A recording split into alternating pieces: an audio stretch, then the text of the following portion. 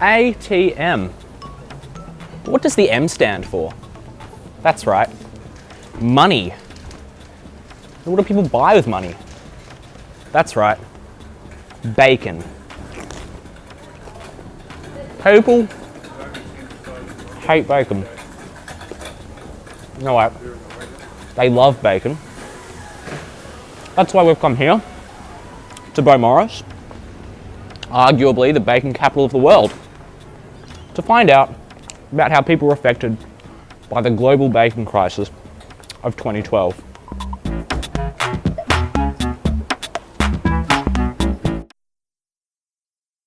Excuse me, mate. I was hoping you could just tell me how you're affected by the Great Bacon Crisis of 2012. What bacon crisis? This bacon crisis. From late 2008, the Midwest of the United States, a region responsible for almost 40% of the world's production of corn, was hit by record droughts. This decimated the global supply of corn and consequently, the price soared by as much as 120%. This directly affected livestock farmers in the US and Europe, in particular pig farmers who were forced to cut back on production due to the increased input costs. They simply couldn't afford to keep feeding the same number of pigs. Thus, farmers opted to send more of their herd to the slaughterhouse earlier than usual so that they could make some quick profit and avoid the ongoing expense of feeding those pigs. This resulted in an abrupt, short-term increase in supply of pigs worldwide. Unfortunately, this couldn't last because farmers were left with smaller herds, so supply inevitably decreased in the long run, and a shortage emerged. On top of this, there's an existing mandate in the United States that 10% of its fuel supply must come from biofuels, such as ethanol, which is most commonly produced from corn. This artificially increases demand for corn and, in effect, worsens the bacon crisis.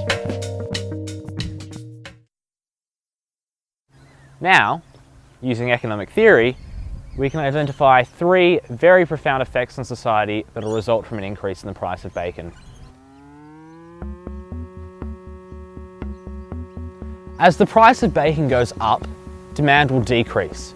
This will begin to close the negative externality of consumption of bacon, that is, diabetes, obesity, heart disease, and so on.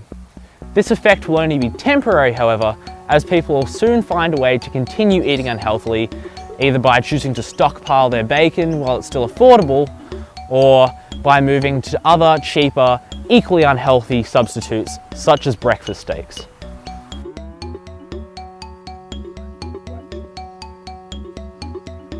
So now the government has a choice.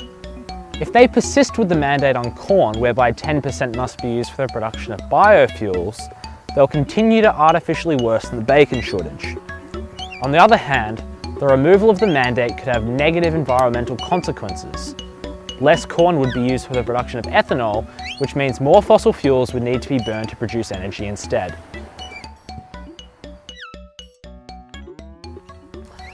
The costs of running professional competitive eating competitions involving the consumption of bacon increase along with the price. In turn, we can predict that they'll be held less frequently.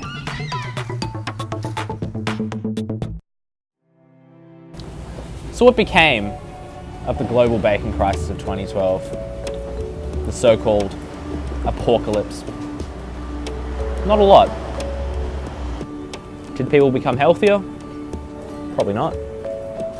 Did the world burn up because of all the fossil fuels being burned instead of biofuels? Well, I don't think so. And who cares about bacon eating competitions? The important thing is bacon. The important thing's bacon.